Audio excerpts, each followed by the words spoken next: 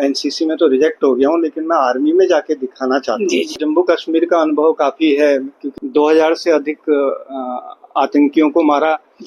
जो मेडल आपने जीता है, शहीदों की कुर्बानी कभी बदनाम न होने देंगे। बची है जो एक बूंद लहू की, तब तक भारत माँ का आंचल कभी नीलाम न होने देंगे। भारत माता की जय। नमस्कार साथियों, स्वागत है आप सभी का एक बार फिर से मेरे YouTube चैनल चंद्रखाती द गुरुजी में। साथियों, मैं समय समय पर आपको कुछ समाज के ऐसे चुनिंदा व्यक्तियों से मिलाता रहता हूं, जिन्होंने की अपने स्तर पर समाज के लिए बहुत कुछ करने की कोशिश की है, कुछ दिशा देने की कोशिश की है। पिछले दिनों आपने सोशल मीडिया पर एक चर्चा सुनी होगी कि दिल्ली में आयोजित फ्रीडम हाफ मैराथन 2026 में हमारे ही रामनगर के निवासी भारतीय सेना से रिटायर्ड सूबेदार श्री नवीन चंद्र पोखरियाल जी के बारे में पढ़ा था कि उन्होंने 60 वर्ग से अधिक उम्र के लोगों की हाफ मैराथन, जो कि 10.5 किलोमीटर की थी, उसमें प्रतिभाग किया था और द्वितीय स्थान प्राप्त किया था। मुझे लगा कि थोड़ा सा उनके बारे में विस्तार से जाना जाए, अपने दर्शकों को इस बारे में बताया जाए और कुछ प्रेरणा दी जाए। आज मैं आपकी मुलाकात करा रहा हूँ श्री नवीन चंद्र पोखरियाल जी से। पोखरियाल साहब नमस्कार जी। प्रणाम। बहुत बहुत स्वागत है मेरे YouTube चैनल पर, और सबसे पहले आपको बहुत बहुत बधाइयाँ इस शानदार सफलता के लिए। बहुत बहुत धन्यवाद। ये सब आपके रामनगर वासियों की जो है शुभकामनाएं और आशीर्वाद और मार्गदर्शन का परिणाम है। तो पोखरियाल सर, मैं चाहता हूं कि जब हम बात शुरू करें उससे पहले मेरे दर्शक थोड़ा सा आपके बारे में जानें कि आप मूल रूप से कहाँ के रहने वाले हैं और आपकी पारिवारिक जो बैकग्राउंड थी वो क्या थी, आपकी प्राथमिक शिक्षा कहाँ हुई और आपने किस स्तर तक पढ़ाई की। जी, मैं मूल रूप से ग्राम सिसई, पट्टी खाटली, पोस्ट ऑफिस बिरोखाल, जिला पौली गढ़वाल से बिलोंग करता हूँ। 1967 में मेरे पिताजी स्वर्गीय श्री वासुदेव पोखरियाल जी, जो फॉरेस्ट डिपार्टमेंट में थे, रिटायर हुए। तो उसके बाद हम 67 से रामनगर में रह रहे हैं और मेरी प्रारंभिक शिक्षा जूनियर हाई स्कूल लखनपुर से कक्षा 1 से कक्षा 8 तक हुई। अच्छा, ये रामनगर के पढ़े में आप? जी जी जी। उसके बाद 9 से 12 MP इंटर कॉलेज और उसके बाद PNG राजकीय महाविद्यालय में मैंने 1980 से 1982 तक BCom की शिक्षा प्राप्त की। तो भारतीय सेना को ज्वाइन करने का ख्याल आपके दिमाग में कैसे आया? जी, ये बचपन से ही मेरे अंदर था कि मैंने भारतीय सेना में जाना है। इसका मुझे इसलिए हुआ कि जब मैं 9th में था तो NCC के लिए मैं जो है ज्वाइन करना चाहता था। मैं NCC में जो है रिजेक्ट हो गया कि मेरा सीना जो है थोड़ा धड़कता था। अच्छा। तो मेरे दिल में आया कि मैं जो है NCC में तो रिजेक्ट हो गया हूँ, लेकिन मैं आर्मी में जाके दिखाना चाहता हूँ। तो उसके बाद मैं फिर 10th में भी मैंने कोशिश की, तो मैं 10th में भी भर्ती हो गया था, 12th में भी भर्ती हो गया था। लेकिन मेरे पिताजी ने कहा कि और भाइयों की शिक्षा काफ़ी अधिक रही है, तो आप कम से कम जो है ग्रेजुएशन करें और उसके बाद यदि आर्मी में जाना है तो उसके बाद जाएं। बहुत अच्छी सलाह दी आपके पिताजी ने आपको। और जैसे कहते हैं ना कि सफलता की जो पहली सीढ़ी होती है वो असफलता होती है। NCC में अगर आप रिजेक्ट नहीं होते तो शायद हो सकता है आप कुछ आगे सोचते हैं, लेकिन NCC में रिजेक्ट होने से आपको ये लगा कि मुझे तो इस फील्ड में जाना ही जाना है। तो आर्मी में कब ज्वाइन किया आपने? मैं भारतीय सेना में 16 जून 1983 को भर्ती हो गया था। कौन सी रेजिमेंट थी? मेरा ASC army service corps supply में था जी। और उसके बाद ट्रेनिंग करने के बाद मैंने कुछ परीक्षाएं पास की जी। तो उसके बाद मैं स्टाफ ड्यूटी क्लर्क बन गया। अच्छा अच्छा अच्छा। तो भारतीय सेना में आप कितने वर्षों तक रहे?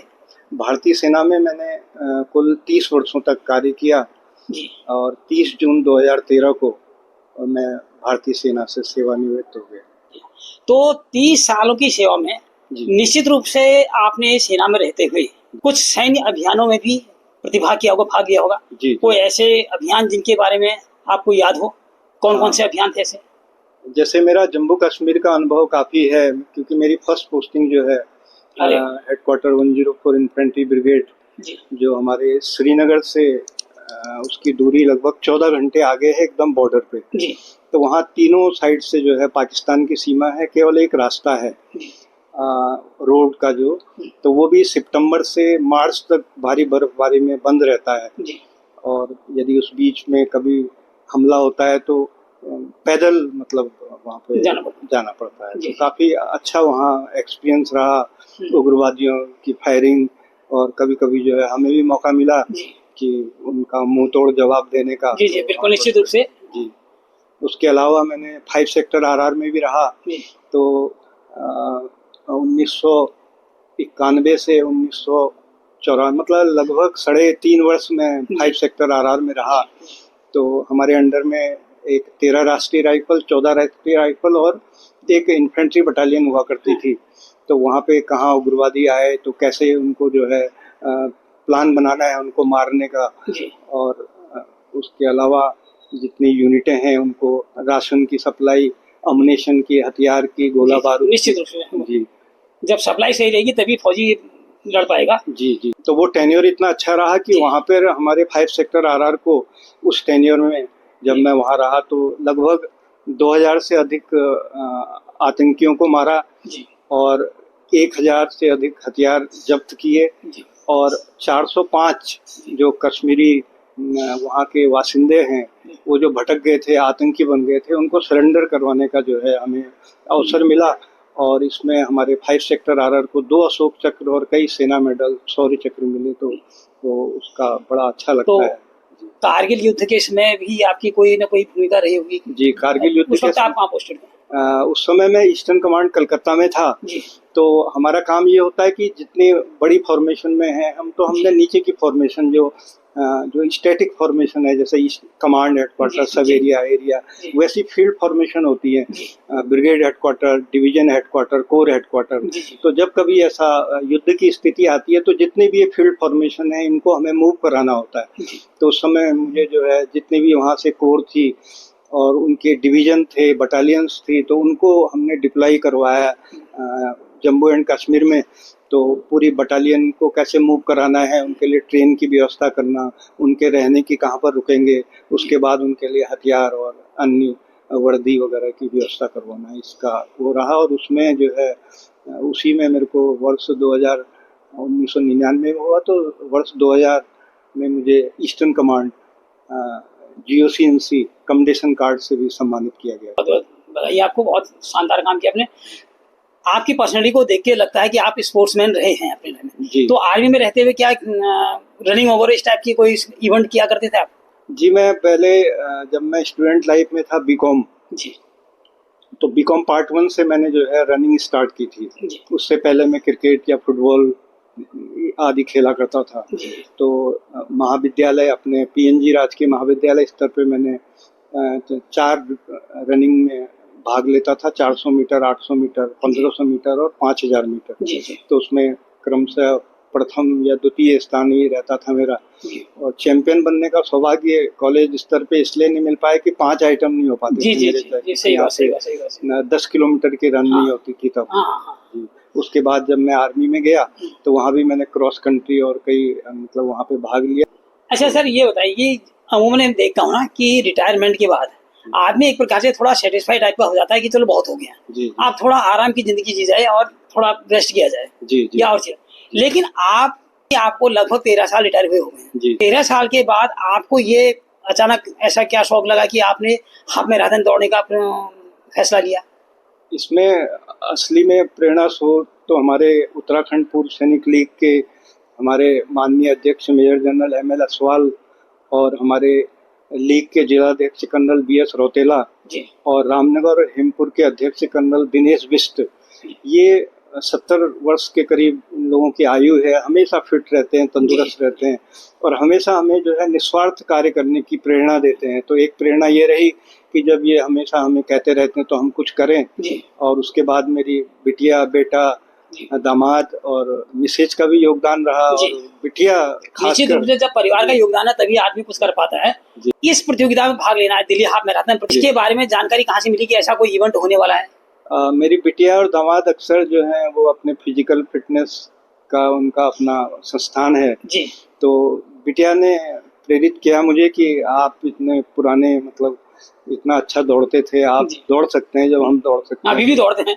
साबित कर दिया आपने। तो बिटिया ने ही जो है, वैसे हर किसी की ये बड़ा सौभाग्य होता है बेटी होना। जी जी बिल्कुल। अगर जिस घर में बेटी एक लक्ष्मी के तौर पे होती है जी, तो मेरी बेटी का जो है विशेष योगदान इसमें रहा है। वही जो है अपने उसने मेरी जो है कि आपकी मैंने जो है एंट्री करा दी है और आपने अच्छा। इतने तारीख को वहाँ जाना है। असल में वो 22 किलोमीटर के लिए कह रही थी मेरे से, लेकिन फिर उसने कहा कि अगर हमने 22 किलोमीटर में प्रतिभाग करना है तो हमें 10 किलोमीटर पहले हाल में पूरा करना है। जी। तो ये सब मेरी बेटी ने कराया है। मतलब वेल ऑर्गेनाइज्ड प्रोग्राम था। जी जी जी।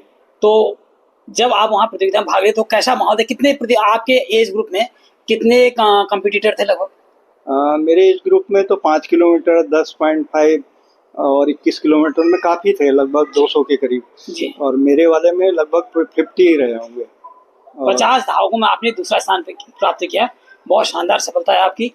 निश्चित रूप से आपने जो किया है वो अपनी एज ग्रुप के लोगों के लिए तो प्रेरणा का स्रोत है ही है। जी जी। लेकिन जो नई वो पीढ़ी के बच्चे हैं, हाई स्कूल इंटर में पढ़ने वाले बच्चे, जिनको आपने उनको प्रेरित करने का काम किया है जी, तो इसके लिए तो आपको बधाई भी है और साधुवाद भी है जी। तो फ्यूचर के बारे में कोई ऐसी कोई प्लानिंग है कि आगे कुछ इसको बढ़ाने का विचार है?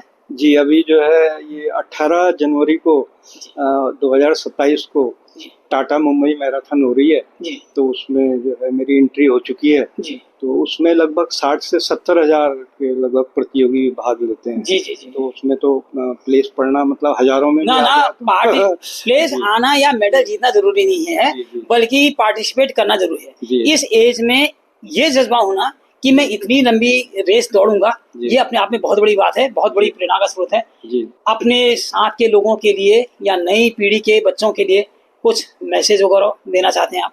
हाँ, वैसे ही जैसे हमारे जो यंग हैं आजकल, जो राजनीति है मतलब जो पॉलिटिकल पार्टी है उससे ज्यादा मतलब उत्सुक रहते हैं उसमें जाने के। जी हाँ, ये तो खैर पॉलिटिक्स का चस्का तो लग गया है जी। तो इसके अतिरिक्त अगर जो हमारी युवा पीढ़ी है और जो हमारे इवन पूर्व सैनिक हैं वो भी ज़्यादा जो है अपनी नेतागिरी में ज़्यादा सक्सेस अपने आप को समझते हैं कि हम इसमें सक्सेस हो जाएंगे।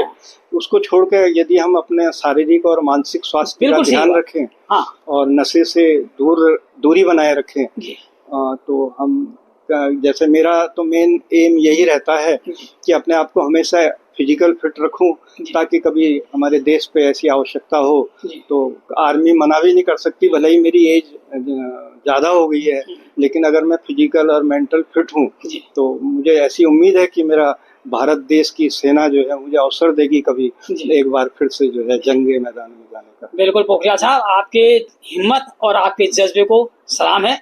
निश्चित रूप से आपने एक बहुत ही प्रेरणादायी और उत्साहजनक कार्य किया है और भविष्य में भी आप ऐसे कोई न कोई कारनामे अंजाम देते रहेंगे। इसके लिए आपको बहुत बहुत शुभकामनाएं मेरी ओर से। पोखरियाल साहब, मैं चाहूंगा कि आपने हाफ मैराथन में जो मेडल जीता है एक बार प्रत्यक्ष रूप से मेरे दर्शकों को दिखा दें जो मेडल आपने जीता है। तो ये अवार्ड सेरेमनी किसके द्वारा हुई थी? ये वहाँ पे तो अभी अवार्ड सेरेमनी आप बुलाते हैं वो, क्योंकि इसमें जो है चिप होती है हमारे उसमें जी जी जी, हमारा ये होता है जिसको पहनते हैं हम, तो उसके अंदर एक चिप लगी होती है, तो उसका भी जो है मैंने तो अपनी घड़ी से टाइमिंग देख लिया था जी। हाँ, ये आपने ये रेस कितने समय पर पूरी की लगभग? मैंने ये 10.5 ये 1 घंटा 6 मिनट में की, उसका टाइमिंग भी अभी आ गया है और ई सर्टिफिकेट भी आ चुका है हमारे जी जी जी उसका। तो अब वो शायद वहाँ बुलाएंगे तो नहीं, बहुत ये मिल गया हमें, काफी है जी जी जी जी जी।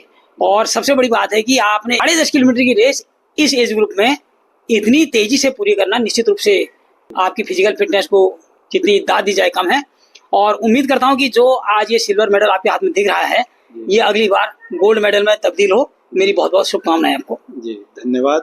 और 4 पंक्तियां कहना चाहूंगा जी जी बिल्कुल। युवा पीढ़ी के लिए, आजादी की कभी शाम न होने देंगे, शहीदों की कुर्बानी कभी बदनाम न होने देंगे, बची है जो एक बूंद लहू की तब तक, बची है जो एक बूंद लहू की तब तक, भारत माँ का आंचल कभी नीलाम न होने देंगे, भारत माँ का आंचल कभी नीलाम न होने देंगे, भारत माता की जय। स्वतंत्रता दिवस के अवसर पर ये बहुत बड़ा संदेश, बहुत बहुत धन्यवाद जी। आपका बहुत बहुत धन्यवाद, आपने समय निकाला हमारे लिए और आपके चैनल का मैं शुक्रिया अदा करता हूँ।